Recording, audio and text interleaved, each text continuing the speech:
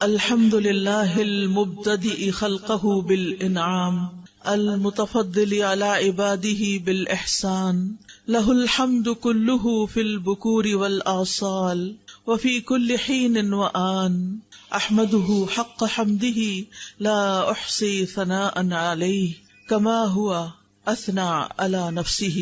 ہر قسم کی تعریف اللہ کے لیے ہے جو اپنی مخلوق پر پہل کرتے ہوئے انعام فرماتا ہے اور احسان کے ساتھ اپنے بندوں پر فضل فرماتا ہے۔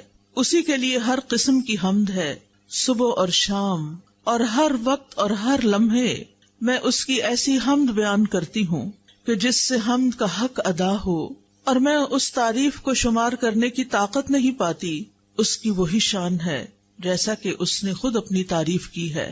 ہم انسان تو اس کی تعریف کرنے سے عاجز ہیں، ہم اس کو پہچاننے کا بھی پورا حق ادا نہیں کرتے، تو تعریف کا حق کیسے ادا کر سکتے ہیں؟ تو ہم اللہ سبحانہ تعالیٰ سے دعا کرتے ہیں کہ وہ ہمیں توفیق دے کہ ہم اس کو جانیں، اس کو پہچانیں، اس پر ایسا ایمان لائیں جیسا ایمان لانے کا حق ہے، اور اس کی بات کو اور اس کی ذات کو ایسی اہمیت دیں جیسی اہمیت دینے کا وہ حقدار ہے۔ میری دعا ہے کہ اللہ سبحانہ تعالیٰ ہماری زندگیوں میں سب سے اہم ہمارے رب کی ذات کو کر دے، ہمارے دلوں میں سب سے زیادہ محبت اسی کی ہو، ہمارے دلوں میں سب سے زیادہ اسی کی ملاقات کا شوق ہو، ہم اس کی رحمتوں کو محسوس کریں، ہم کبھی اس سے مایوس نہ ہوں۔ اللہ سبحانہ تعالیٰ ہمیں آج کی اس مجلس سے بھرپور فائدہ اٹھانے کی توفیق عطا فرمائے۔ اللہ سبحانہ تعالیٰ ہمارا خالق ہے، وہی ہمارا مالک ہے، وہی ہمارا رازق ہے، اور وہی ہماری حفاظت فرمانے والا ہے۔ ہم تو اپنی حفاظت بھی خود نہیں کر سکتے۔ ماں کے پیٹ میں ہماری حفاظت کس نے کی؟ اللہ رب العزت نے۔ پیدائش کے وقت کتنے تنگ راستے سے نکالا، کس نے ہمیں زندہ سلامت باقی رکھا؟ اللہ نے۔ بچپن میں ماں ضرور خیال رکھتی ہے، لیکن اصل میں پالنے والا تو ہمارا رب ہی ہے، جس نے ہمارے لیے غذا کا اہتمام کیا، جس نے ہمیں کھانا پینا سکھایا، جس نے ہمیں بولنا سکھایا۔ الرحمن علم القرآن خلق الانسان علمہ البیان۔ اللہ نے انسان کو پیدا کیا اور اسی نے بولنا سکھایا۔ ہمارے اندر تو کوئی طاقت نہیں، ہم تو نہیں جانتے تھے نہ حروف کو نہ الفاظ کو، اسی نے ہمیں کان دیے، اسی نے ہمیں سنوایا، اسی نے ہمیں بلوایا، اسی نے ہمیں دکھایا، اسی نے ہمیں آنکھ اور کان اور دل دماغ اور سارے اعضاء دیے، جن کو ہم افسوس کے ساتھ یہ کہ اس کی فرما برداری کی بجائے اس کی نافرمانی میں استعمال کرنے لگتے ہیں۔ جن چیزوں کو دیکھنے سے وہ منع کرتا ہے ہم وہی دیکھنے لگتے ہیں، جن چیزوں کو سننے سے وہ منع کرتا ہے ہم وہی سننا شروع کر دیتے ہیں۔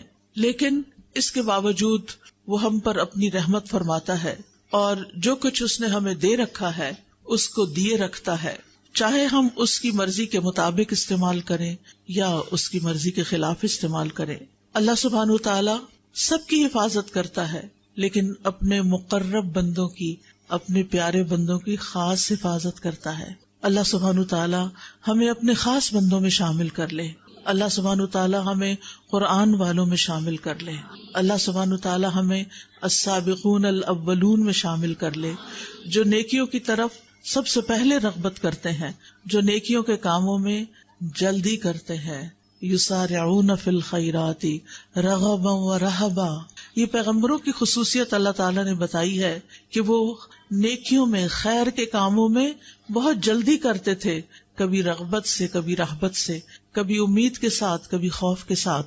اللہ سبحانہ تعالیٰ صرف ہماری حفاظت نہیں کرتا، بلکہ وہ تو زمین و آسمان کی حفاظت کر رہا ہے۔ وہ تو بل کے اندر ایک چیونٹی کی بھی حفاظت کرتا ہے، اس کو بھی خوراک دیتا ہے۔ وہ تو اس بڑے آسمان کی جو ہمارے اوپر چھایا ہوا ہے ایک چھت کی طرح بغیر ستونوں کے، اس کی بھی حفاظت کرتا ہے کہ وہ ہمارے اوپر ٹوٹ کے گر نہ پڑے۔ اللہ سبحانہ تعالیٰ ان تمام چیزوں کی اپنی رحمت اور خاص رحمت کے ساتھ حفاظت فرما رہا ہے۔ وَيُمْسِكُ السَّمَاءَ أَن تَقَعَ عَلَى الْأَرْضِ إِلَّا بِإِذْنِهِ إِنَّ اللَّهَ بِالنَّاسِ لَرَءُوفٌ رَحِيمٌ۔ اور وہ آسمان کو یوں تھامے ہوئے ہے کہ وہ اس کے اذن کے بغیر زمین پہ گر نہیں سکتا۔ بلا شبہ اللہ بندوں پر بڑا ہی شفقت کرنے والا، بڑا ہی مہربان ہے، اور یہ حفاظت اس کے لیے کچھ مشکل کام بھی نہیں، اس پر کچھ بوجھ بھی نہیں۔ اللہ سبحانہ تعالی پوری کائنات کی حفاظت فرما رہا ہے. وہ ستاروں اور سیاروں کو بھی ہم پہ گرنے نہیں دیتا. سورج، چاند، ستارے ہمارے اوپر سے گزر جاتے ہیں. اللہ سبحانہ تعالیٰ نے ان کو ایسے نظام میں باندھ کے رکھا ہوا ہے کہ ان میں سے کوئی بھی سرتابی کر کے ٹوٹ کے نیچے نہیں آتا. اور جو ستارے اس کے حکم سے ٹوٹتے بھی ہیں، فضا میں گرتے بھی ہیں، وہ الحمدللہ ہمارے اوپر ان کی بارش نہیں برستی کہ ہم رات سوئے پڑے ہوں اور اوپر سے کوئی ایسی چیز آ کے گرے کہ صبح اٹھ ہی نہ سکیں. کس طرح اللہ تعالیٰ جاگتے میں بھی اور سوتے میں بھی ہماری حفاظت کرتا ہے. پھر اللہ سبحانہ تعالیٰ اپنے مومن بندوں کی شیطان سے بھی حفاظت فرماتا ہے. شیطان جو ہمارا ازلی ابدی دشمن ہے، کس طرح اللہ سبحانہ تعالیٰ نے ہمیں اس سے بچا کے رکھا ہوا ہے. وہ ہمیں اللہ سے دور لے جانا چاہتا ہے اور ہم اللہ کی باتیں سننے کے لیے اس کو چھوڑ کر شوق در شوق ایسی محفلوں میں آ کے بیٹھ جاتے ہیں اور اپنی زندگیوں کو اس کی راہ میں وقف کرتے ہیں، اس کا دین سیکھتے ہیں. یہ اس کی مدد اور اس کی رحمت کے بغیر ہو ہی نہیں سکتا. لہٰذا اللہ اپنے خاص بندوں کو شیطان سے بچا کر ان کے دلوں میں ایمان پیدا کر دیتا ہے اور ایمان کی محبت پیدا کر دیتا ہے، ایمان کو ان کے دلوں میں سجا دیتا ہے.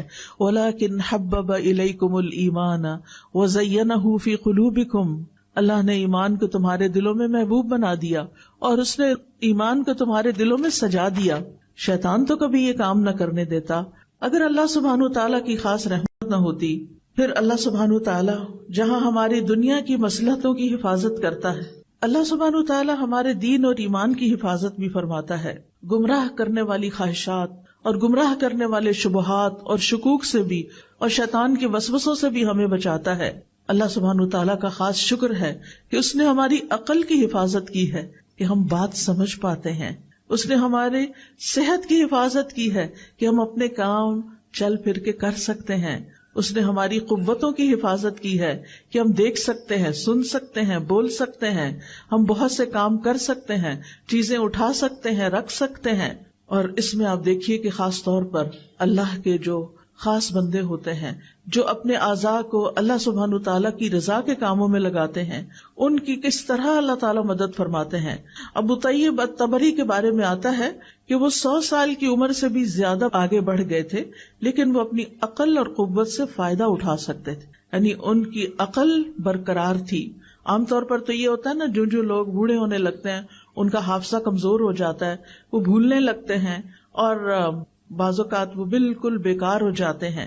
انہوں نے کشتی سے زمین پہ چھلانگ لگا دی تو اس پر سب نے کہا کہ یہ آپ نے کیا کیا ہے، اس عمر میں چھلانگیں تو نہیں لگاتے. تو انہوں نے کہا یہ وہ اعضاء ہیں جن کی ہم نے بچپن میں اللہ کی نافرمانیوں سے حفاظت کی، تو آج اللہ تعالیٰ نے بڑھاپے میں بھی ہمارے اعضاء کو سلامت رکھا ہوا ہے. تو اگر ہم چاہتے ہیں کہ ہم جتنا بھی جئیں ہماری ان ساری نعمتوں کی حفاظت ہو، تو پھر ہمیں اللہ کی اطاعت میں جینا ہوگا. اللہ سبحانہ وتعالیٰ ہی کا خاص فضل ہے کہ وہ ہمارے مال اور اولاد کی حفاظت فرماتا ہے، اور خاص طور پر نیک بندوں کے. سورۃ کہف آپ پڑھتے ہوں گے ہر جمعے کو، اس میں یہ آیت آتی ہے نا، اما الجدار فکان لغلامین یتیمین فی المدینۃ وکان تحتہ کنز لہما وکان ابوہما صالحا. اور دیوار کی بات یہ ہے، وہ دیوار جیسے خضر علیہ السلام نے وہ گر چکی تھی تو اسے دوبارہ بنا دیا تھا، حالانکہ اس بستی والوں نے انہیں کھانا نہیں دیا تھا، پھر بھی انہوں نے وہ دیوار بنا دی ان کے لیے بغیر کسی قیمت کے. تو اس دیوار کا قصہ یہ تھا کہ وہ 2 یتیم لڑکوں کی تھی جو اس شہر میں رہتے تھے، اور اس دیوار کے نیچے ان کے لیے خزانہ مدفون تھا، اور ان کا باپ ایک نیک آدمی تھا.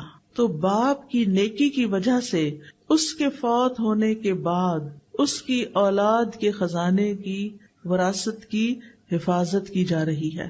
لیکن آج ہم دیکھتے ہیں کہ جب مال حرام سے کمایا جاتا ہے اور حرام جگہوں پہ خرچ کیا جاتا ہے اور اولاد کو بھی حلال حرام کی تمیز نہیں سکھائی جاتی، تو پھر آپ نے دیکھا ہوگا، سنا تو ہوگا کہ کس طرح اولاد باپ کے مرنے کے بعد اپنے ہی باپ کی چھوڑی ہوئی وراثت پر لڑ لڑ کے مرتی ہے، اور کیسے کیسے جھگڑتی ہے، اور کیسے کیسے وہ آپس میں پھر ایک دوسرے کے گلے کاٹتے، اور بعض اوقات قتل و غارت تک نوبت آ جاتی ہے.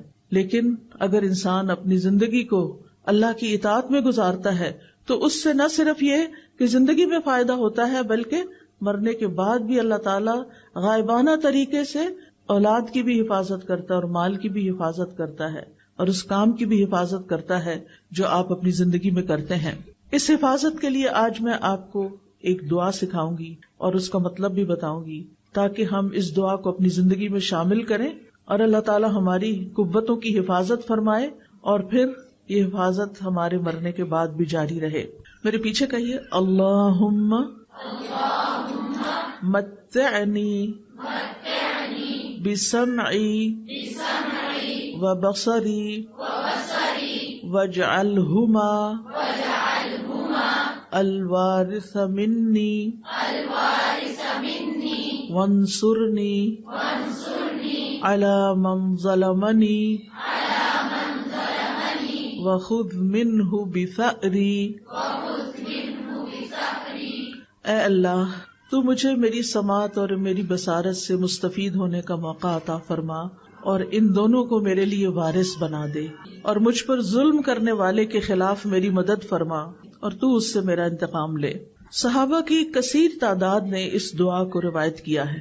یہ حدیث ابو ہریرہ رضی اللہ عنہ، جابر بن عبداللہ رضی اللہ عنہ، علی بن ابی طالب رضی اللہ عنہ، عائشہ رضی اللہ تعالی عنہ، سعد بن زرارہ رضی اللہ عنہ، انس بن مالک رضی اللہ عنہ اور دوسرے صحابہ نے اس دعا کو روایت کیا ہے کہ رسول اللہ صلی اللہ علیہ وسلم اپنے رب سے یہ دعا کیا کرتے تھے۔ تو صحابہ بھی اس دعا کو پڑھتے تھے اور ہمیں بھی دعا پڑھنی چاہیے۔ دعا کا مطلب کیا ہے؟ اللہم متعنی بسمعی و بصری۔ یہاں لفظ متع استعمال ہوا۔ سم تو کان کو کہتے ہیں، بصر آنکھ کو کہتے ہیں۔ اللہم کا مطلب یا اللہ۔ تو نیا لفظ کیا ہے؟ متع۔ متع، متع یمتع، تمتیع متاع سے ہے۔ متاع کس کو کہتے ہیں؟ فائدے کی چیز، ٹھیک ہے نا؟ تو مطلب ہے اللہ ہمیں اپنی آنکھوں اور اپنے کانوں سے فائدہ اٹھانے کی توفیق دے، ان دونوں سے ہم لطف اندوز ہوں، حرام طریقے سے نہیں، حلال طریقے سے۔ یعنی اے اللہ، مجھے ان دونوں سے ایسے فائدہ پہنچا کہ ان کو باقی رکھ، یعنی جب تک میں زندہ ہوں میرے یہ اعضاء کام کرتے رہیں، یعنی میری نظر نہ جائے، میری سننے کی طاقت نہ جائے، یہ دونوں صحت مند ہوں، مفید ہوں، یہاں تک کہ میری عمر پوری ہو جائے اور میں اپنے ان دونوں اعضاء کے ساتھ فائدہ اٹھاتا رہوں۔ آپ دیکھیں، علم حاصل کرنے کے لیے آنکھیں اور کان دونوں ہی ضروری ہیں۔ یہ دونوں دل کے دروازے ہیں۔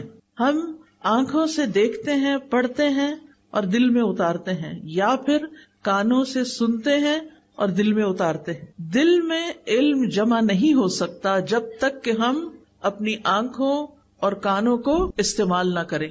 تو اے اللہ، ان دونوں کو میرے لیے سلامت رکھ اور تندرست رکھ، کیونکہ بعض اوقات آنکھیں خراب ہو جاتی ہیں، بعض اوقات کانوں میں درد شروع ہو جاتی ہے، کان بند ہو جاتے ہیں، تو ان کی صحت اور سلامتی کی دعا ہے یہ۔ جسم میں باقی اعضاء بھی بڑے کام کے ہیں، لیکن یہ بہت ہی اہم ہے کہ یہ دونوں صحیح کام کرتے رہیں، ہر طرح کی بیماریوں سے محفوظ رہیں، تاکہ ہم ان کو اللہ کی رضا میں، اللہ کی اطاعت کے کاموں میں استعمال کریں۔ اور پھر وَاجْعَلْهُمَ الْوَارِثَ مِنِّي، کہ اللہ ان دونوں کو میرا وارث بنا دینا۔ وہ کیسے؟ کہ جب تک میری زندگی ہے یہ مجھے فائدہ دیں، اور جب میں فوت بھی ہو جاؤں، تو عام طور پر انسان جب فوت ہوتا ہے تو آپ دیکھیں اپنے پیچھے مال چھوڑ جاتا ہے یا اولاد چھوڑ جاتا ہے، ایسا ہی ہے نا؟ ایک تیسری چیز بھی چھوڑ کے جاتا ہے۔ وہ کون سی چیز ہے؟ علم، علم کی وراثت، ٹھیک ہے نا؟ کیا کیا چھوڑ کے جاتے ہیں ہم؟ مال، اولاد، علم۔ کچھ لوگوں کے پاس مال کوئی نہیں ہوتا، وہ کچھ بھی نہیں چھوڑتے، زندگی میں اتنا نہیں ہوتا کہ اپنی ضرورت پوری کر سکیں۔ کچھ لوگوں کی اولاد ہی نہیں ہوتی، لیکن ایک چیز سب کے پاس ہوتی، اور وہ کیا ہے؟ علم۔ اب بہت سے لوگ مال کمانے کے پیچھے تو دن رات لگے رہتے ہیں، لیکن علم حاصل کرنے کے پیچھے وقت نہیں دیتے۔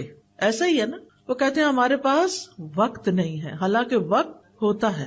اب یہ جو سفید اسکارف میں لوگ بیٹھے ہوئے ہیں، یہ سارے طالب علم ہیں، یہ اپنی شناخت کے ساتھ آئے ہیں، اور باقی لوگوں میں سے بھی ہو سکتا ہے کچھ طالب علم ہوں، لیکن وہ مجھے نہیں معلوم کہ علم حاصل کر رہے ہیں یا نہیں، یا کر رہے ہیں تو کون سا علم حاصل کر رہے ہیں۔ اب آپ دیکھیے، زندگی میں آپ جو مال چھوڑیں گے وہ وارثوں کے کام آئے گا، اور لوگ اس سے فائدہ اٹھائیں گے۔ کوئی گھر بنا کے چھوڑ گئے، اس میں کوئی حرج کی بات نہیں ہے، ضرورت کا اگر آپ اپنے وارثوں کے لیے چھوڑتے ہیں تو اچھی بات ہے، بجائے اس کے کہ آپ کے بچے لوگوں کے آگے ہاتھ پھیلائیں اور فقیر بن جائیں۔ دین نے منع نہیں کیا کہ آپ مال نہ چھوڑیں وراثت میں، لیکن صرف مال ہی چھوڑیں یہ ٹھیک نہیں۔ اسی طرح اولاد کو اگر آپ چھوڑتے ہیں اور آپ نے ان کی اسلامی تربیت نہیں کی، وہ آپ کے کسی فائدے کے نہیں آپ کے مرنے کے بعد، بلکہ اگر انہوں نے غلط کام کیے اور آپ کی غفلت کی وجہ سے کیے تو آپ کی پوچھ ہوگی، کیونکہ اللہ تعالیٰ کا حکم کیا ہے، یا ایھا الذین آمنوا قوا انفسکم واہلیکم نارا، اے لوگو جو ایمان لائے ہو اپنے آپ کو اور اپنے گھر والوں کو آگ سے بچاؤ۔ یعنی ان کو ایسی نصیحت، ایسی تعلیم، ایسی تاکید ضرور کریں کہ وہ ان کاموں کو نہ کریں جو آگ میں لے جانے والے ہیں۔ پھر آپ دیکھیے تیسری چیز جو آنکھوں اور کانوں سے حاصل ہوتی، اور وہ علم ہے۔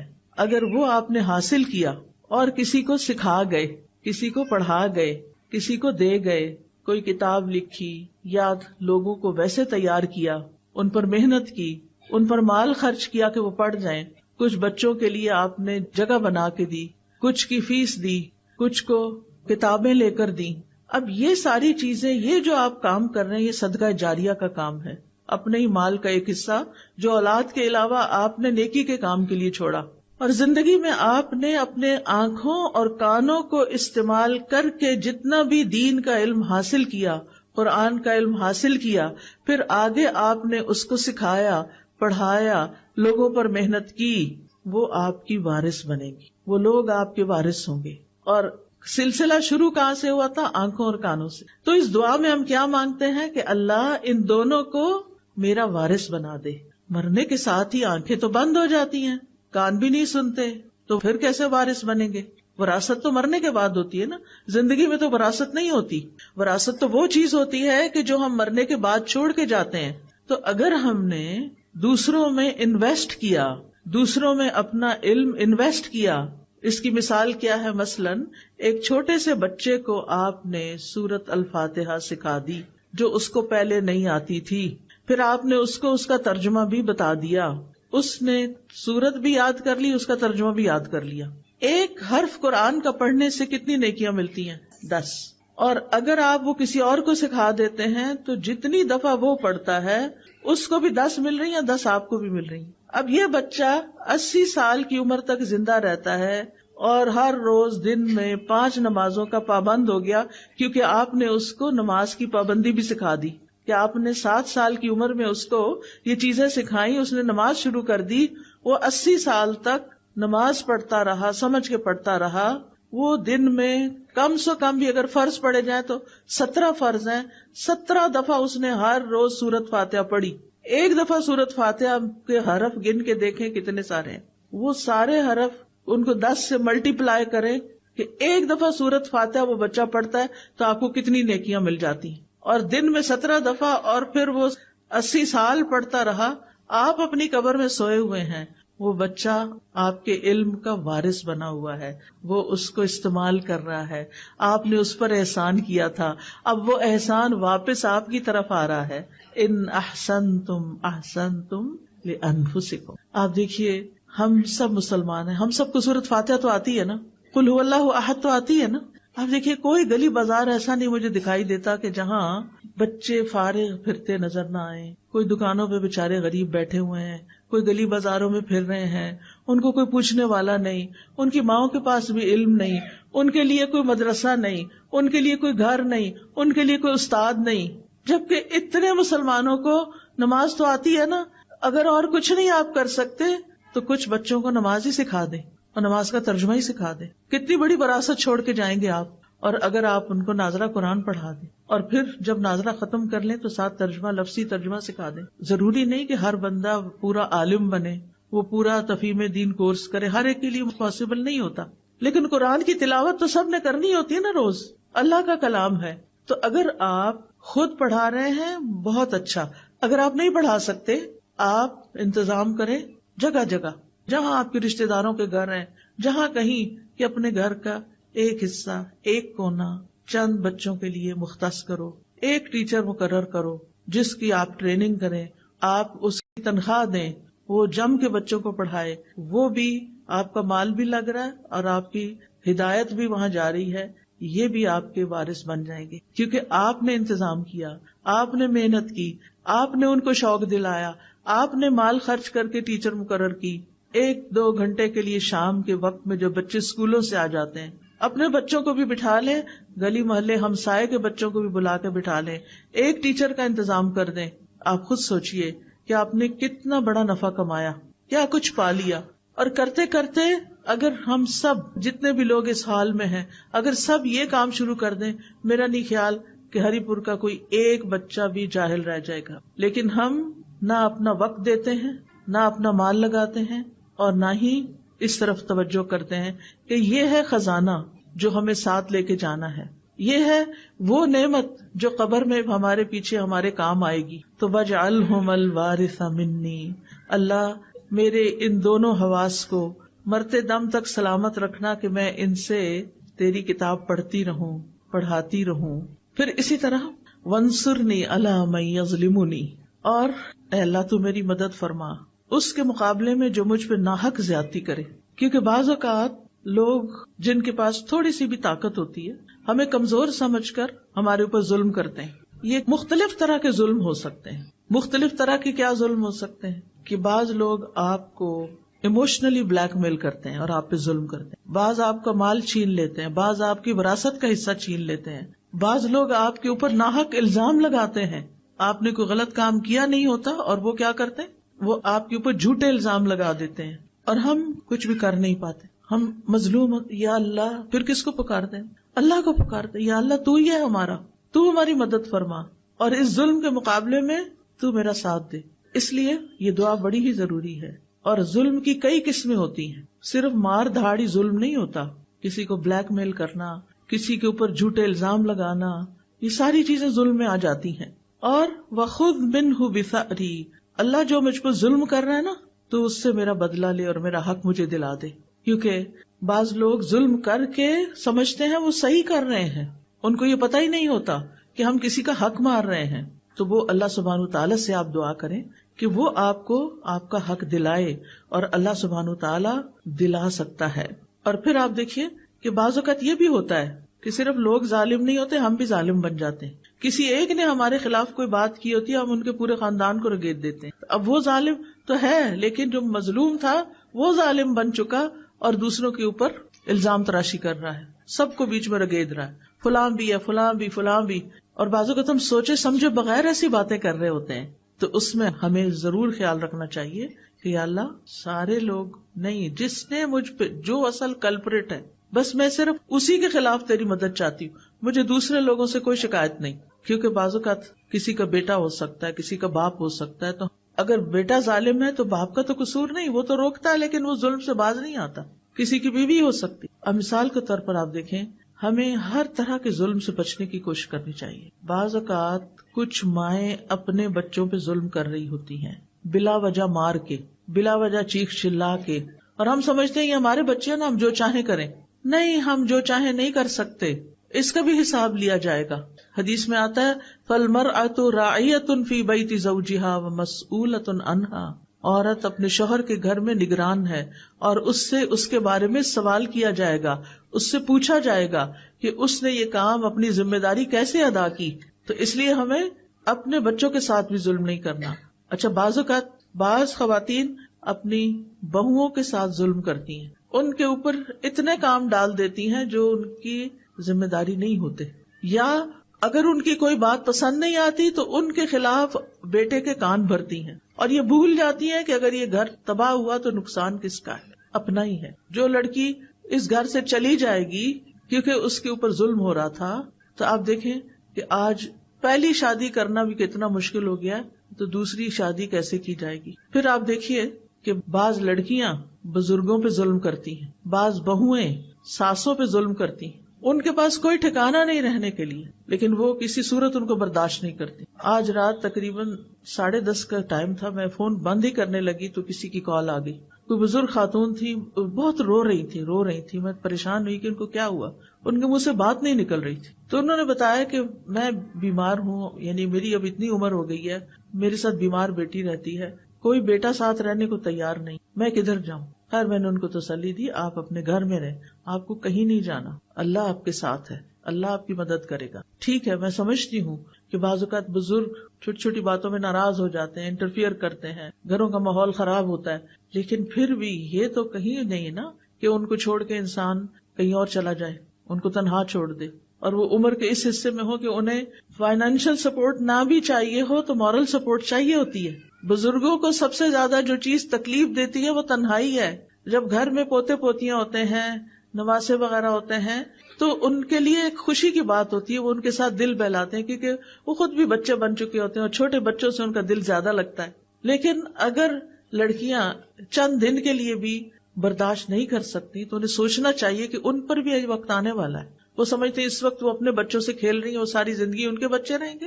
آپ اپنے ماں باپ کے ساتھ جو کرتے ہیں وہ واپس پلٹتا ہے. یہ زندگی ایک امتحان ہے. اس زندگی میں انسان پر آزمائشیں آتی ہیں، کبھی اپنے گھر کے اندر سے ہی آتی ہیں. اللہ سبحانہ وتعالیٰ فرماتے ہیں وَجَعَلْنَا بَعْضَكُمْ لِبَعْضٍ فِتْنَةً أَتَصْبِرُونَ، ہم نے تم میں سے بعض کو بعض کے لیے آزمائش بنایا ہوا ہے، کیا تم صبر کرو گے؟ تو حل کیا ہے؟ صبر و برداشت، ایک دوسرے کو برداشت کرنا، اپنے آپ کو مشغول کرنا، ان مسائل کا حل تلاش کرنا. یعنی اگر کوئی گھر میں بزرگ ایسا ہے جس نے آپ کی زندگی حرام کی ہوئی ہے تو بجائے اس کے کہ اسے گھر سے باہر نکال پھینکیں، یہ مسئلے کا حل نہیں ہے. آپ سوچیں کہ آپ نے اس کی ناراضگی سے کیسے بچنا ہے. آپ نے خود اپنے لیے کون سا ایسا کام شروع کرنا ہے کہ جس سے آپ کا وہ انٹریکشن یا وہ مسئلہ کم سے کم پیش آئے کہ جس کی وجہ سے آپ کو مشکل ہوتی ہے. اور اس کے لیے اللہ سبحانہ وتعالیٰ سے آپ دعا کریں گے کہ اللہ تعالیٰ میرے لیے آسانی فرما دے. ٹھیک ہے نا؟ تو یاد رکھیے کہ ہمارے جسم کے جتنے بھی اعضاء ہیں، میں پھر دعا پہ آ رہی ہوں واپس، ہمارے جسم کے جتنے بھی اعضاء ہیں یہ ہمارے پاس اللہ کی امانت ہیں. یہ ہم نے خود نہیں بنائی. یہ ہاتھ ہم نے خود بنایا نہیں، بنا، ہمیں پتا ہے نا. تو جو بناتا ہے وہی مالک ہوتا ہے. یہ آنکھیں ہم نے خود لی ہیں، کہیں سے خریدی ہیں؟ نہیں، جس نے دی ہیں وہی ان کا مالک ہے. ہمارے پاس امانت ہے. کچھ سالوں کے لیے اللہ تعالیٰ یہ دیکھ رہے ہیں کہ ہم ان کے ساتھ کرتے کیا ہیں، ہم ان کو استعمال کیسے کرتے ہیں. اگر اللہ تعالیٰ کی مرضی کے مطابق استعمال کرتے ہیں تو عبادت ہے، اطاعت ہے، اور اگر اللہ تعالیٰ کی مرضی کے مطابق استعمال نہیں کرتے تو یہ نافرمانی ہے، گناہ ہے. ٹھیک ہے نا؟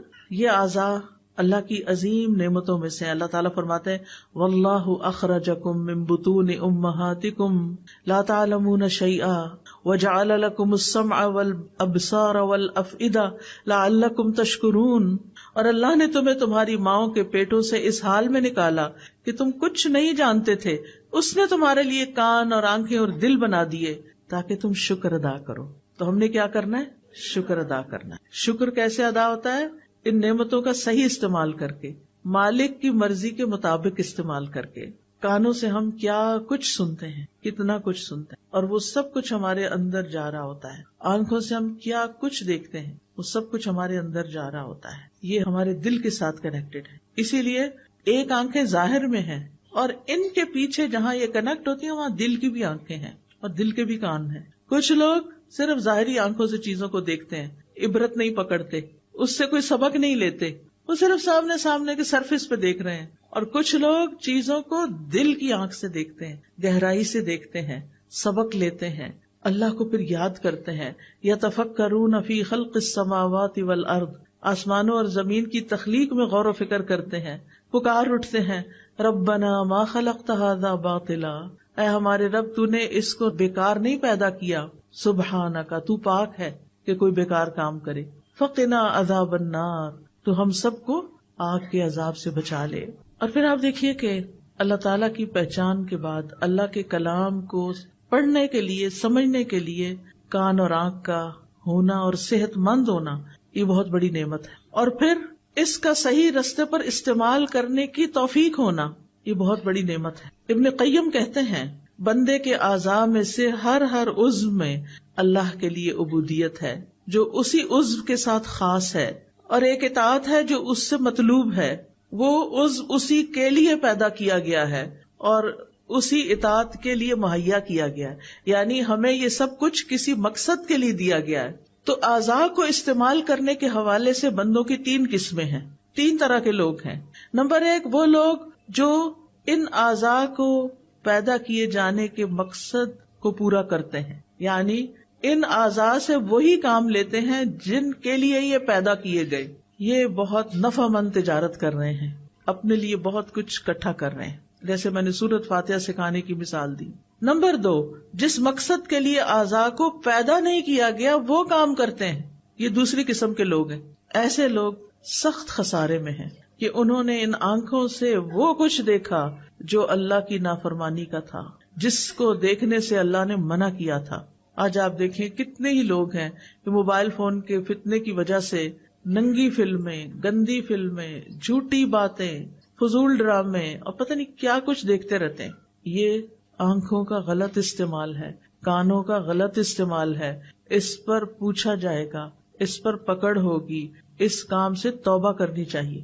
تیسرے وہ لوگ ہیں جو ان اعضاء کو بیکار چھوڑ دینے والے ہیں، کچھ نہیں کرتے، نہ کوئی اچھا کام نہ کوئی برا کام، بس سو کے وقت گزار دیتے ہیں، کھا پی کے بس وقت گزار دیتے ہیں، نہ غور و فکر کرتے ہیں، نہ کچھ پڑھتے ہیں، نہ کچھ سنتے ہیں۔ انہیں قرآن کی تلاوت کی توفیق نہیں، انہیں قرآن سننے کی توفیق نہیں، انہیں کہیں جا کر علم حاصل کرنے کی توفیق نہیں، کسی کو سکھانے کی توفیق نہیں۔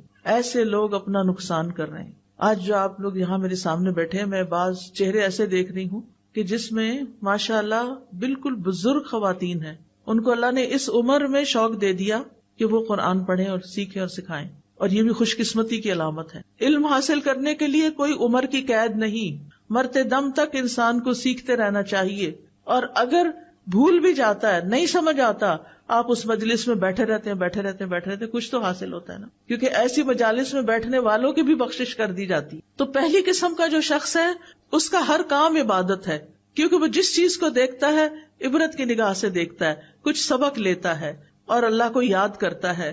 جو باتیں مثلاً وہ آرام سے بیٹھا ہوا ہے تو بھی غور و فکر کر رہا ہے، اس کے سامنے کوئی چھوٹا موٹا کیڑا مکوڑا نظر آ جاتا ہے تو وہ اس کی حرکت پر بھی غور کر کے اس کا دل ایمان سے بھر جاتا ہے، یا اللہ یہ تو نے یہ پیدا کیا، کیسے تو نے اس کی پلاننگ کی، کیسے تو نے اس کو زندگی دی، اس کو جینے کے لیے ہمیں تو یہ بھی نہیں پتا یہ کیا کھا کے جیتا ہے اور یہ کہاں سوتا ہے اور کہاں سے نکل آتا ہے۔ وہ ہر چیز کو دیکھ کر ایک سبق لے رہے ہوتے ہیں۔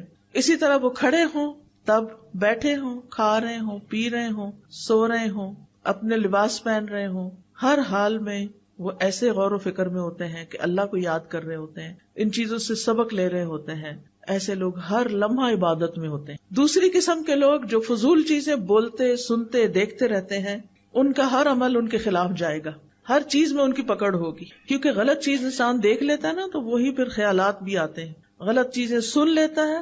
اب جو اگر میوزک کا اچانک بھی آپ نے کہیں گاڑی میں سفر کر رہے تھے انہوں نے لگا دیا، سن لیا، گھر آ کے وہی منہ سے نکلتا جاتا ہے۔ اور کچھ لوگ تو مرتے دم تک صرف پھر گانے ہی گا رہے ہوتے ہیں۔ وہ میں نے پڑھا تھا کہیں آرٹیکل، کسی ڈاکٹر کا تھا، اس کے سامنے کئی مریض فوت ہوئے، اس نے کہا کہ ہر ایک الگ الگ باتیں کر رہا ہوتا ہے، کم ہی لوگ ہیں جن کو کلمہ نصیب ہوتا ہے، باقی کوئی اگر تاجر ہے تو خرید و فروخت کی باتیں کر رہا ہے، اور اگر کوئی گانے بجانے کے شغل میں تھا تو وہ وہی گانے گا رہا ہوتا ہے۔ اس کو کہیں بھی کہ لا الہ الا اللہ پڑھو تو اس کو توفیق نہیں ہوتی۔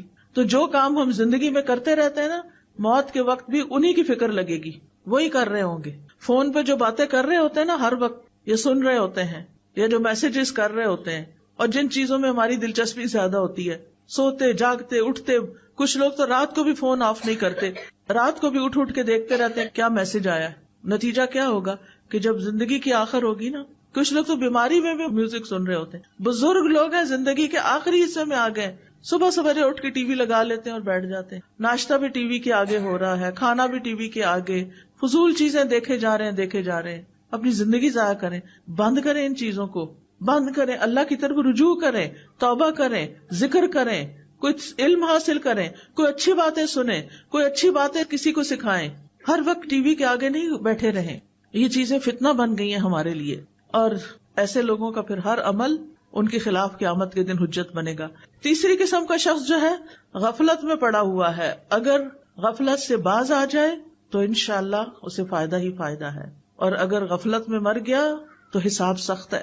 اللہ تعالیٰ کے نزدیک وہ شخص انتہائی مبغوض ہے جو بیکار زندگی بسر کرتا ہو، نہ وہ دنیا کے کاموں میں لگا ہوا ہے اور نہ آخرت کے لیے کوشش کرتا ہے۔ ایسے لوگ اللہ تعالیٰ کو سخت ناپسند ہیں، ایسے لوگ دوسروں پر بوجھ ہیں۔ اب دیکھیں کئی مائیں کتنی پریشان ہوتی ہیں کہ بچے نہ اسکول جاتے، نہ پڑھتے ہیں، نہ کوئی کاروبار کرتے ہیں، نہ شادی کرتے ہیں، نہ کسی اور کام میں ہیں، بیکار ہی بیکار۔ ان کے لیے دعا بھی کرنی چاہیے، اور اللہ ایسے لوگ پیدا کرے کہ جو ایسے بچوں کو کوئی راہ دکھائے. لیکن جو شخص اللہ کی اطاعت میں اپنے اعضاء استعمال کرتا ہے تو نبی صلی اللہ علیہ وسلم نے فرمایا، یہ حدیث قدسی ہے، نبی صلی اللہ علیہ وسلم روایت کرتے ہیں اللہ تعالیٰ سے، اللہ تعالیٰ فرماتے ہیں میرا بندہ جن جن عبادتوں کے ذریعے سے میرا قرب حاصل کرتا ہے ان میں سے کوئی عبادت مجھے اتنی پسند نہیں جتنی وہ عبادت پسند ہے جو میں نے اس پہ فرض کی ہے. سب سے زیادہ ثواب کس عبادت کو کرنے کا؟ جو فرض ہے، جیسے فرض نماز ہے، فرض روزہ ہے، فرض زکوٰۃ کی ادائیگی ہے. کچھ لوگ سارا سال صدقہ کرتے رہتے ہیں، زکوٰۃ نہیں دیتے. یہ صدقات تو بہت کم پڑیں گے زکوٰۃ کے مقابلے میں. تو فرض ادا کرنا اللہ تعالیٰ کے نزدیک سب سے زیادہ پسند ہے. پھر فرمایا میرا بندہ نوافل کے ذریعے مجھ سے اتنا قریب ہو جاتا ہے کہ میں اس سے محبت کرنے لگ جاتا ہوں. اللہ تعالیٰ ایسے بندوں سے محبت کرتے ہیں. جب میں اس سے محبت کرنے لگ جاتا ہوں تو میں اس کا کان بن جاتا ہوں جس سے وہ سنتا ہے، اس کی آنکھ بن جاتا ہوں جس سے وہ دیکھتا ہے، اس کا ہاتھ بن جاتا ہوں جس سے وہ پکڑتا ہے، اس کا پاؤں بن جاتا ہوں جس سے وہ چلتا ہے. اگر وہ مجھ سے مانگے تو میں اسے دیتا ہوں، اگر وہ مجھ سے پناہ کا طلبگار ہو تو میں اس کو پناہ دیتا ہوں. اور میں کسی چیز میں تردد نہیں کرتا جس کو میں کرنے والا ہوتا ہوں جو مجھے مومن کی جان نکالنے کے وقت ہوتی ہے. وہ مومن موت کو بوجہ تکلیف پسند نہیں کرتا اور مجھے بھی اسے تکلیف دینا اچھا نہیں لگتا. اب کیا مطلب ہے کان بن جاتا ہوں، آنکھ بن جاتا ہوں؟ مطلب یہ ہے کہ وہ اپنے کانوں آنکھوں سے بس وہی کام لیتا ہے جو اللہ کو پسند ہوتے ہیں. وہ اپنے سارے اعضاء کو اللہ کی اطاعت میں لگا دیتا ہے. یہ اللہ کی توفیق اس کو مل جاتی، اس کے لیے آسانی ہو جاتی ہے. اور جو ان سے کام نہ لے، اللہ سبحانہ وتعالیٰ فرماتے ان شر الدواب عند اللہ الصم البکم الذین لا یعقلون، بے شک جانداروں میں سب سے برے اللہ کے نزدیک وہ بہرے گنگے لوگ ہیں جو عقل سے کام نہیں لیتے، یعنی اپنے ان اعضاء کو استعمال نہیں کرتے.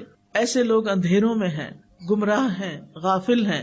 اب ہمیں کرنا کیا چاہیے؟ سب سے پہلے تو یہ کہ ان کانوں سے اللہ کے احکامات سننے چاہیے. اللہ تعالیٰ کیا فرما رہے ہیں؟ اللہ تعالیٰ فرماتے ہیں واتقوا اللہ واسمعوا، اللہ سے ڈرو اور سنو. سنو اللہ تعالیٰ کیا فرما رہا ہے. واسمعوا واطیعوا، سنو اور اطاعت کرو. تو سماعت علم کے حصول کا سب سے پہلا سبب ہے. سننے سے، یعنی بچہ جب ابھی پڑھنے کے قابل نہیں ہوتا سن سن کے سیکھ لیتا ہے. اور بعض بچوں کی مائیں ماشاءاللہ پریگنینسی میں بھی قرآن سنتی ہیں، اور جب بچے کو دودھ پلاتی ہیں تو قرآن سنتی رہتی ہیں، جب کوئی کام کرتی ہیں تو قرآن سنتی رہتی ہیں. ایسے بچے چھوٹی چھوٹی عمر میں جب بولنے کے قابل ہوتے ہیں ان کے منہ سے قرآن جاری ہو رہا ہوتا ہے. آیتوں کی آیتیں، دعاؤں کی دعائیں یاد کر چکے ہوتے ہیں کیونکہ ماں سنتی تھی. وہ ماں کے پیٹ میں بھی سن رہے تھے، وہ پیدا ہو کے بھی سن رہے تھے، وہ بولنے تک سنتے رہے. سن سن کے انہوں نے بہت کچھ سیکھ لیا. ساری زندگی کے لیے ان کے اندر وہ چیزیں جمع ہو گئی. اور کچھ مائیں کیا سنتی ہیں پریگنینسی میں اور کیا دیکھتی ہیں پریگنینسی میں. اور بچہ چھوٹا ہوتا ہے تو گھر میں کیا دیکھ رہا ہوتا ہے، اور اس کے ہاتھ میں موبائل پکڑا دیتی، کارٹون لگا دیتی. وہ کارٹون دیکھ دیکھ کے بڑے ہو رہے ہیں. وہ پھر آپ کی اطاعت کہاں سے کریں گے؟ وہ اللہ کے بندے کہاں سے بنیں گے؟ سفیان ابن عیینہ کہتے ہیں علم کی ابتدا غور سے سننے سے ہوتی ہے، پھر خاموش ہو کر سننا، پھر اس کو یاد کرنا، پھر اس پر عمل کرنا، پھر اس کو آگے پہنچانا. کیونکہ جب تک سنیں گے نہیں اس وقت تک سیکھیں گے نہیں، اور اگر سیکھیں گے نہیں تو ہدایت کہاں سے ملے گی. اور یہ بھی یاد رکھیے اللہ جس میں خیر دیکھتا ہے اس کو سنوا دیتا ہے، اور پھر جو سنتے نہیں یا سنی انسنی کر دیتے ہیں تو پھر وہ اپنے آپ پر خود ظلم کرتے ہیں. دوسرے یہ کہ کچھ لوگ ایسی چیزیں سنتے ہیں جو حرام ہیں، لغو ہیں، موسیقی ہے جیسے، اور لہو و لعب کی چیزیں ہیں، یا پھر غیبت، جھوٹ، چغلی، فضول باتیں، لغو باتیں. تو یہ اللہ کی نافرمانی کے کام ہیں. تیسرے ایسے ہیں جنہوں نے وہ باتیں سنی جو کام کی تھی، اور کبھی ایسی بھی سن لی کہ جو لغو تھی. جو ہی وہ لغو سنتے ہیں تو وہاں سے اعراض برتتے ہیں. وَإِذَا سَمِعُوا اللَّغْوَ أَعْرَضُوا عَنْهُ، یہ عباد الرحمان کی صفات ہیں کہ بیہودہ باتیں انہیں پسند نہیں، فضول باتوں میں ان کا دل نہیں لگتا، اور اس میں وہ اپنا وقت ضائع نہیں کرتے. ہم سب کو بھی سوچنا چاہیے کچھ بھی بولنے سے پہلے، منہ کھولنے سے پہلے اس بات کی کتنی ضرورت ہے کرنے کی، اور اگر نہیں تو فالتو میں باتیں نہیں کرتے جانا چاہیے. کچھ لوگ تو کسی وقت چپ بیٹھتے ہی نہیں، نہ وہ غور و فکر کرتے ہیں، نہ وہ ذکر کرتے ہیں، وہ صرف باتیں باتیں باتیں. بہت زیادہ بولنا بھی ایک آفت ہے. بولیں اس وقت جب آپ کے بولنے کی کوئی قیمت ہو، ہر وقت نہیں باتیں کریں. پھر آپ دیکھیے کچھ چیزوں کو سننا عبادت ہے، جیسے قرآن کی تلاوت سننا، کوئی علم کی چیز سننا، کوئی اچھا لیکچر سننا. نبی صلی اللہ علیہ وسلم بعض اوقات صحابہ کو کہتے تھے کہ وہ قرآن کی تلاوت کریں اور آپ سنیں، اور آپ سنتے تھے. آپ کو سننا پسند تھا. ان کا طریقہ یہ ہوتا تھا کہ وہ کسی جماعت میں بیٹھتے تو حلقہ بنا لیتے، ایک پڑھتا اور باقی سب سنتے، پھر دوسرا پڑھتا سنتے. اس طرح دور ہوتا ہے. مثلاً آپ نے تجوید بھی سیکھ لی، قرآن پڑھ لیا، سب کچھ، آپ حلقہ ایک بنا کے اپنا اپنا سب پڑھ سکتے ہیں. اگر ایک ٹیچر بیچ میں ہو تو وہ کریکشن بھی کر سکتی ہے. عبداللہ بن مسعود کہتے ہیں مجھ سے نبی صلی اللہ علیہ وسلم نے فرمایا مجھے قرآن پڑھ کر سناؤ. میں نے کہا آپ کو میں پڑھ کے سناؤں؟ وہ تو آپ پہ نازل ہوا ہے. آپ نے فرمایا میں دوسرے سے سننا چاہتا ہوں. اس لیے قرآن سننا ایک عبادت ہے. آپ بھی ضرور سنا کریں, کچھ وقت نکالا کریں کہ آپ تلاوت سنیں اور خاموشی سے سنیں. وَإِذَا قُرِئَ الْقُرْآنُ فَاسْتَمِعُوا لَهُ وَأَنصِتُوا لَعَلَّكُمْ تُرْحَمُونَ. جب قرآن پڑھا جائے تو اسے کان لگا کے سنو اور چپ رہو تاکہ تم پہ رحم کیا جائے. تو قرآن سننے سے اللہ کی رحمت آتی ہے. پھر کانوں سے وہ چیزیں نہ سنیں جو حرام ہیں, جیسے غیبت, چغلی. اگر کوئی کر رہا ہو تو اس کو روکیں. یعنی غیبت کرنے والا تو مجرم ہے ہی, سن کے ہاں میں ہاں ملانے والا بھی برابر کا شریک ہے. اس لیے اگر کوئی کر رہا ہو تو دلچسپی نہ لیں اور ادھر ادھر بات کو ختم کرنے کی کوشش کریں. پھر اسی طرح اگر کوئی دین کا مذاق اڑا رہا ہو اس مجلس سے اٹھ جائیں, وہاں نہ بیٹھیں. پھر اسی طرح تجسس نہ کریں, کان لگا کے دوسروں کی باتیں نہ سنیں. کانوں کے زنا سے بھی بچیں, اور کانوں کا زنا فحش باتیں سننا ہے. فحش گفتگو کرنے سے بچیں تاکہ آپ بولیں اور آپ کے کان سنیں, یہ بھی غلط ہے. پھر اسی طرح لغو باتیں نہ سنیں, جھوٹ نہ سنیں. اسی طرح آنکھوں کا صحیح استعمال کریں, کائنات میں غور و فکر کریں, عبرت حاصل کریں, اچھی کتابیں پڑھیں, قرآن کی تفاسیر پڑھیں, احادیث پڑھیں. ابن تیمیہ کہتے ہیں اللہ سبحانہ وتعالیٰ نے اپنی کتاب میں آنکھوں کو جھکا کر رکھنے کا حکم دیا ہے. اس کی 2 اقسام ہیں. پہلی, پردے کے لائق مقام کو دیکھنے سے نظر جھکانا, یعنی عورتوں کو نہیں دیکھنا چاہیے. دوسری, شہوت کے مقام کو دیکھنے سے نظر جھکانا, یعنی کسی کی شرمگاہ کو نہیں دیکھنا چاہیے. آنکھ کا بھی حساب ہوگا کہ کہاں کہاں کیا دیکھتے رہے. لہٰذا ایسی تصویریں بھی نہ دیکھیں کہ جو ننگی ہوں, جس میں دوسروں کی عورت نظر آ رہی ہو. حرام چیزوں کی طرف نہ دیکھیں, فحش ویڈیو, فحش تصاویر. پھر اسی طرح غیر محرم مردوں کو نہ دیکھیں. کوئی ضرورت کی بات ہو تو کر لیں, ورنہ خواہ نہ دیکھتے چلے جائیں. اپنی نگاہیں جھکا کے رکھیں. اور اسی طرح مرد بھی, کیونکہ دونوں کے لیے اللہ تعالیٰ نے الگ الگ حکم دیا, عورتوں کو بھی دیا, مردوں کو بھی دیا. آنکھ کی حفاظت کرنے والے کے لیے جنت کا وعدہ بھی ہے, اور جو شخص حرام سے اپنی آنکھیں بچا کے رکھتا ہے اللہ اس کی عبادت میں لذت پیدا کر دیتا ہے. آنکھوں کو اللہ کے راستے میں جگائیں بھی, بہت زیادہ سوتے نہ رہیں. کچھ لوگ رات کو بھی سوتے پھر دن کو اٹھتے ہیں, پھر دوبارہ دن کو بھی سوتے ہیں. اپنی نیند کو کم کریں. پھر اللہ کے ڈر سے روئیں بھی. قرآن کو دیکھ کر پڑھیں چاہے آپ کو حفظ ہو. نبی صلی اللہ علیہ وسلم نے فرمایا جو آدمی چاہتا ہے کہ اسے اللہ اور اس کے رسول سے محبت ہو, اسے قرآن مجید کی تلاوت مصحف دیکھ کے کرنی چاہیے. بعض اوقات ہم موبائل پہ ہی پڑھ لیتے ہیں سفر وغیرہ میں, لیکن افضل یہی ہے کہ ہم قرآن مجید سے ہی پڑھیں, اس کو دیکھ کے پڑھیں. پھر اسی طرح غور و فکر کرتے ہوئے اپنے کام پہ نظر رکھیں, ادھر ادھر نہ دیکھیں وہ کیا کر رہا ہے وہ کیا کر رہا ہے. بعض لوگ لیکچر میں آتے ہیں, ذرا سا کوئی اٹھا ہلا جلا سب سننا چھوڑ کے دیکھنا چھوڑ کے ادھر دیکھنا شروع ہو جاتے ہیں, اور پیچھے پیچھے ان کے چلتے جاتے ہیں. کیا حاصل, کیا کمایا آپ نے؟ ایک بندہ ہے دیر سے آیا ہے, اب وہ جگہ دیکھ رہا ہے اپنی, تو ساتھ آپ اس کو جگہ ڈھونڈ کے دے رہے ہیں. آپ اپنی جگہ پہ بیٹھ کے کیا کریں گے اس کے لیے اگر آپ توجہ اپنی ادھر لگائے ہوئے ہیں. پھر اسی طرح دعا کا جو ایک آخری حصہ ہے وہ ظالم کے خلاف اللہ سے مدد چاہنا ہے. انسان کی زندگی میں کچھ بھی مشکلات آئیں, سب سے پہلے اللہ پہ توکل کریں. میرا یہ مسئلہ اللہ حل کرے گا, اللہ پر بھروسہ کریں. وَمَن يَتَوَكَّلْ عَلَى اللَّهِ فَهُوَ حَسْبُهُ, جو اللہ پہ بھروسہ کر لیتا ہے اللہ تعالیٰ اس کے لیے کافی ہو جاتا ہے. یہ کہا کر اللہ تو میرے لیے کافی ہے ان سب کے مقابلے میں. حسبی اللہ ونعم الوکیل نعم المولا ونعم النصیر. اور یہ یقین رکھیں اللہ کے اذن کے بغیر کوئی مخلوق آپ کو نقصان نہیں دے سکتی, کوئی آپ کا کچھ نہیں بگاڑ سکتا. لوگوں کی اذیتوں کے مقابلے پر اللہ کی مدد لیں, اللہ کا سہارا لیں. مخلوق کے شر سے صرف اللہ ہی بچا سکتا ہے. یعقوب علیہ السلام اور ان کے محبوب لاڈلے بیٹے یوسف علیہ السلام کے درمیان ایک عرصے تک جدائی ہو گئی تھی, مشکل آئی تھی, آزمائش آئی تھی, لیکن انہوں نے کیا کہا تھا, فاللہ خیر حافظا وہو ارحم الراحمین. ان کو نہیں پتا تھا بیٹا کہاں ہے. بعض علماء کہتے ہیں یوسف علیہ السلام 40 سال تک گم رہے, لیکن اللہ نے ان کو ان کے باپ کی طرف واپس لوٹایا جو یہ کہا کرتے تھے فاللہ خیر حافظا وہو ارحم الراحمین. جب آپ کو بھی اپنی اولاد کے بارے میں فکر ہو, آپ انہیں رخصت کر رہے ہیں, ظاہر ساری زندگی اولاد کو ساتھ تو نہیں رکھ سکتے, کوئی باہر کے ملک چلے جاتے ہیں, کوئی کہیں اور جا رہے, تو آپ کے دل میں وسوسے آتے ہیں کہ پتہ نہیں کیا بنے گا, پتہ نہیں کیسا ماحول ہوگا, کہیں ان کا ایمان نہ چلا جائے. تو یہ دعا پڑھا کریں, اللہ خیر حافظا وہو ارحم الراحمین. ابراہیم علیہ السلام کی حفاظت کس نے کی تھی؟ اللہ نے. آگ سے بچا لیا تھا. موسیٰ علیہ السلام کی حفاظت پانی میں کس نے کی تھی؟ اللہ نے. سلیمان علیہ السلام کی حفاظت کس نے کی تھی؟ اللہ نے. جنوں سے ان کو بچایا تھا. عیسیٰ علیہ السلام کی حفاظت کس نے کی تھی کہ ان کو ان کے دشمنوں سے بچا کے آسمان پہ اٹھا لیا تھا؟ اللہ نے.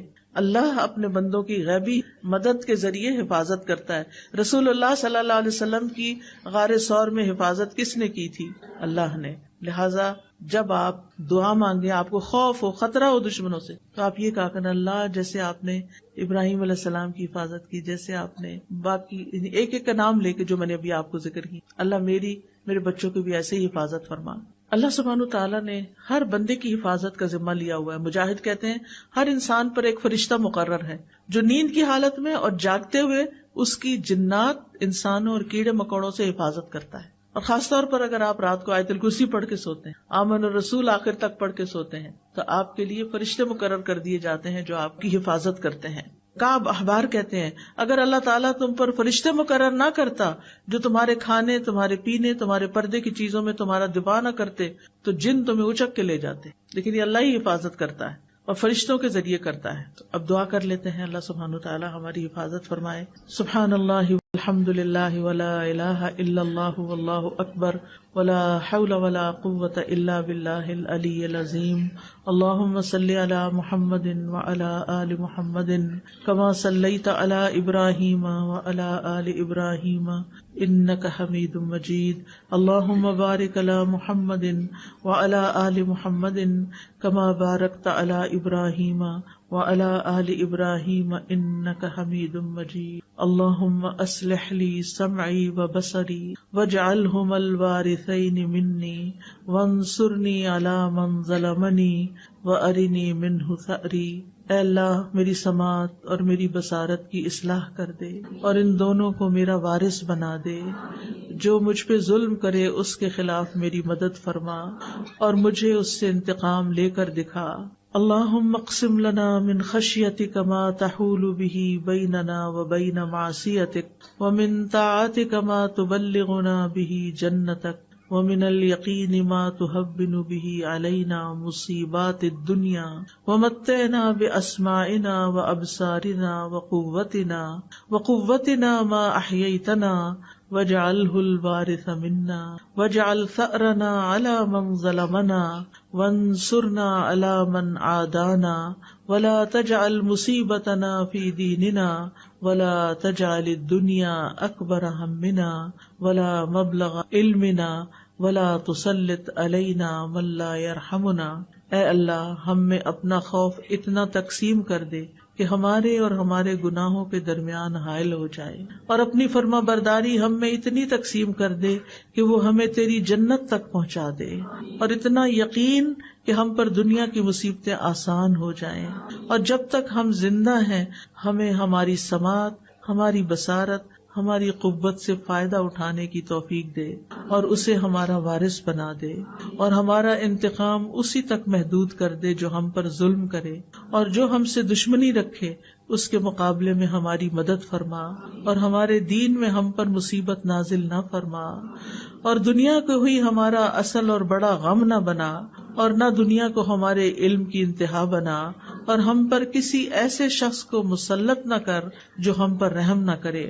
اللہم اجعل فی قلبی نورا وفی لسانی نورا واجعل فی سمعی نورا واجعل فی بصری نورا واجعل من خلفی نورا ومن امامی نورا واجعل من فوقی نورا ومن تحتی نورا.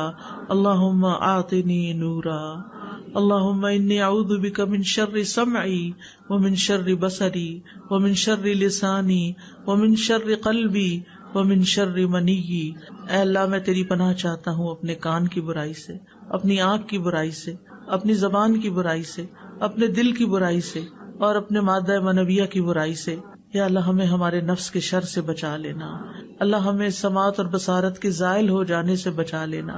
اللہم انی اعوذ بک من السمم والبکم والجنون والجذام والبرص وسیء الاسقام. اے اللہ میں تیری پناہ مانگتا ہوں بہرے پن سے، گنگے پن سے، پاگل پن سے، کوڑھ سے، برس سے اور تمام بری بیماریوں سے. یا اللہ ان تمام بیماریوں اور ہر طرح کی بیماریوں سے ہمیں بچا کے رکھنا. اللہم انی اعوذ بک من الفقر والقلۃ والذلۃ واعوذ بک من ان اظلم او اظلم. اے اللہ میں فقر و فاقہ، قلت اور ذلت سے تیری پناہ میں آتا ہوں، اور اس بات سے تیری پناہ میں آتا ہوں کہ میں کسی پہ ظلم کروں یا کوئی مجھ پہ ظلم کرے.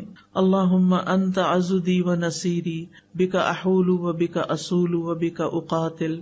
اے اللہ تو ہی میرا دست بازو ہے، اے اللہ تو ہی میرا مددگار ہے، میں تیری مدد سے چلتا پھرتا ہوں، تیری مدد سے حملہ کرتا ہوں اور تیرے ہی بھروسے پر میں لڑتا ہوں. یا حی یا قیوم برحمتک نستغیث. اللہم انا نجعلک فی نحورہم ونعوذ بک من شرورہم.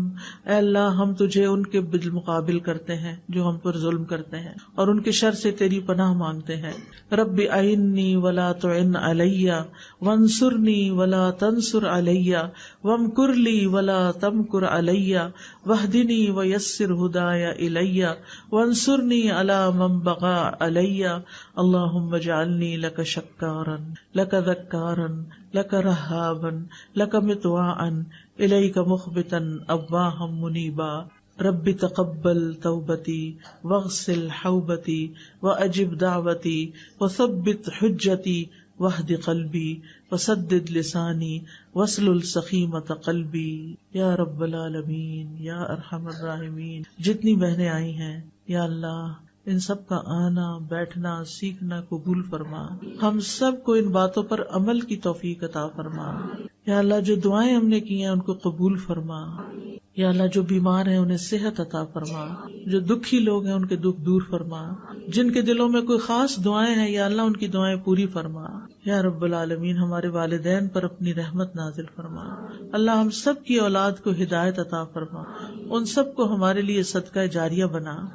اللہ ہمیں اپنا مال، اپنا وقت، اپنی جان ایسے کاموں میں خرچ کرنے کی توفیق دے جن سے تو راضی ہو جائے. یا اللہ تو ہماری ساری مشکلات آسان کر دے.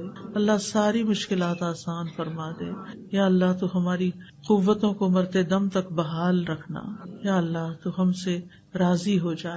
اللہ ہم تجھ سے راضی ہیں، تو بھی ہم سے راضی ہو جا. ربنا تقبل منا انك انت السميع العليم وتب علينا انك انت التواب الرحيم. وصلى الله تعالى على خير خلقه محمد وعلى آله واصحابه واهل بيته اجمعين برحمتك يا ارحم الراحمين. الہی آمین. سبحانك اللهم وبحمدك اشهد ان لا اله الا انت استغفرك واتوب اليك.